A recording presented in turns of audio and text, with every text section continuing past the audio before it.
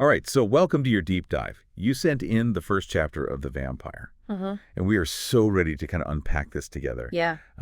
This chapter just throws us right into the world of a hospital ER. Yeah. And, we've got Dr. Alexa Faberman, who's about to have one crazy night. For sure. When you first started reading this, did you feel like there was this sense of urgency from the start? Oh, absolutely.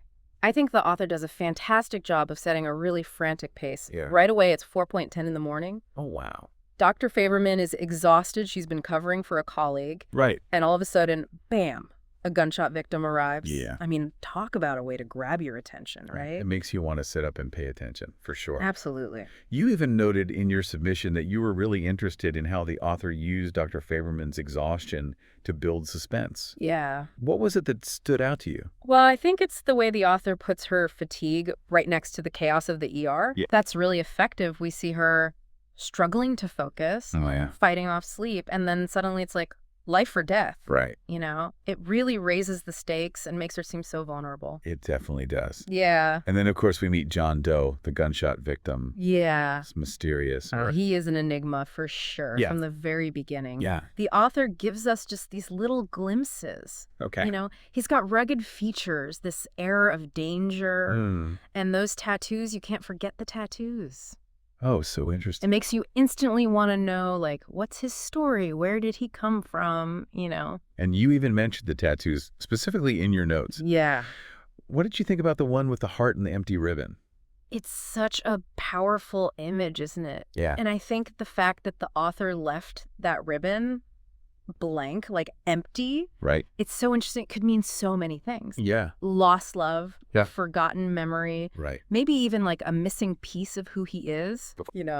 It really makes you think. It really makes you wonder, right? Definitely. Okay, so speaking of wondering, I have to ask about the blood work. Oh, yeah. Lacey, the phlebotomist, she just comes out and says, John Doe's blood is alien. Yeah. Yeah. Did that seem believable to you? Like, would someone really react that way? I think you have to remember that Lacey is probably under a lot of pressure, too. Okay. Just like Dr. Faberman. I mean, she's probably seen a lot of crazy injuries. Right. But there's something about John Doe's blood that's really freaking her out. She's definitely not holding back. No. She can't get a blood type. The cells are all weird shapes. It's wild. It's like right out of a sci-fi movie. Right, and that's where the author is so smart, blending like real medical stuff Yeah. with this mystery. They talk about, poikilocytosis Yeah. and hemolytic anemia. These are real conditions, Right.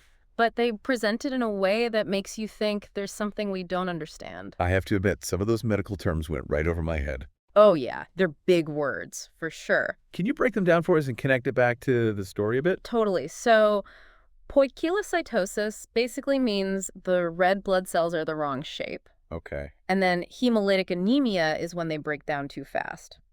Dr. Faberman thinks it might be those things just from looking. Wow. So even before Lacey freaks out, we know something's wrong with his blood. So it's like the author is teaching us about all this medical stuff. Yeah. While also telling this really compelling mystery. Exactly. And it's that mix of the real and the unknown that makes it so good. Okay, so let's recap. We have a tired doctor, Yes. a mysterious patient with weird blood, Yeah, and a phlebotomist who thinks she's found an alien. that's right. Where does it go from here? Well, Dr. Faberman, even though she doesn't really believe Lacey, Right. she decides to look at the blood herself. Okay. Remember, it's a small hospital, no hematologist on call. So she's kind of on her own then. Yeah, just her training and her gut feeling. What does she see when she looks at the blood?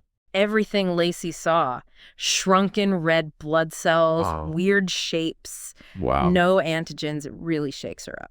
And that's where the chapter ends, right? Yep. Total cliffhanger. Oh, for sure. So is there a scientific reason for this, or is it something supernatural? That is the question, isn't it? It really is. Well, we're going to leave you hanging right there. All right. We'll be back in a flash to keep going with the vampire. Sounds good. It's interesting how that setting, the small hospital, Yeah, really adds to the tension. Like, she's isolated with this mystery. totally. It's like she's on the front lines of something we don't understand. Right. And we haven't even talked about the fact that he was shot. Oh, right. What do you think about that part of the story? Oh, it definitely has a whole other level of intrigue. Yeah, Immediately, you're like, was he the target? Wrong place, wrong time. right. What kind of life did he have to end up like this? You mentioned in your notes that you were interested in the role of violence. Yeah. Is it just a plot device or something more? I think it could be both, you know? Like, on one hand, it's what gets the medical drama going. Yeah. But maybe it's also symbolic, like violence invading her world. Interesting, like the gunshot wound is this physical representation of the chaos he brings. Exactly. And then we have the whole alien blood thing. Right. Is the author going for sci-fi or something else? They are so good at keeping us guessing. Yeah. Just enough science to make you wonder. But then Lacey comes out with that crazy statement. Yeah. Throws everything off. For sure. You said you were drawn to that ambiguity in the story. Yeah. What is it about that you like? I think it's like real life. We don't always get clear answers. We're left with uncertainty. Right. And that's what Dr. Faberman's dealing with. Totally. She's got all this medical training, but she's facing something unexplainable. And that's what makes her so interesting. Yeah. Her head says one thing, but then there's this possibility. This possibility of something totally beyond what she knows. Right, and it's that conflict that makes her so compelling. Do you think she's relatable? Absolutely. Even though she's an expert, she's still human. She's tired, stressed, Oh, yeah. out of her depth, but she never forgets her patient. She's dedicated, even when she's questioning everything. For sure. And she's open-minded enough to at least look into it, Yeah, she doesn't just dismiss Lacey. even though it sounds crazy. Right, it says a lot about her character, willing to challenge what she thinks. It's that willingness that makes her the perfect person for this story. Totally. And it keeps us as readers hooked. Yeah, we're right there with her trying to figure it out. The author leaves all these little clues. Not like breadcrumbs. The tattoo, the blood, the setting. It's all connected somehow. And we got to put the pieces together. I'm hooked. Are you? Definitely. I already have some theories. Okay, let's hear them. Well, the title is The Vampire. Right. So we can't rule out something supernatural. Yeah. But what if it's scientific? Mm. Like a mutation or a toxin? Interesting. So maybe a mix of both. Could be. Science and the supernatural all mixed up. And then there's who shot him and why. Could be a conspiracy. Ooh, now that's getting good. Right. The author has created this world where anything is possible. And that's what's so great about it. Medical drama, mystery, suspense. A little bit of the supernatural thrown in. Exactly. It's a great mix. And this is just the beginning. I know, right? But before we go too far, let's think about the ending of this chapter. Okay. She's waiting for the hematologist. More questions than answers. Yeah. What do you think will be the biggest reveal next? Well, the hematologist's findings are going to be huge. For sure. But I also want to see what happens when John Doe wakes up. Oh, good point. Will he remember anything? Or will he be another mystery? What if he has no memory of who he is or what happened? Oh, that would be a great twist. Talk about intrigue. All right, we need to take a quick break before we dive into what all this could mean. Back in a jiffy. Okay. So we are back, ready to wrap up our deep dive into this first chapter of The Vampire. Yeah. We've got the medical mystery, we've got John Doe, and this feeling that something big is happening. Definitely. Where do you think this story is going? Well, like you said, it ends with Dr. Faberman waiting for that hematologist. Right. That's going to be a huge moment. It is. What do you think they'll find? Part of me, I don't know, I kind of hope there's a scientific explanation. Okay. Like some rare genetic thing no one's ever seen. That would be a pretty cool medical thriller. Right. Racing against time to find a treatment, you know? Oh, yeah. And being in that small hospital, that just adds to it. Imagine the ethical stuff she might face. For sure. What if the treatment is risky? Or he doesn't want it? Classic dilemma. Science versus what the patient wants. Right. And we still don't know who shot him. Oh, yeah. That's a whole other thing.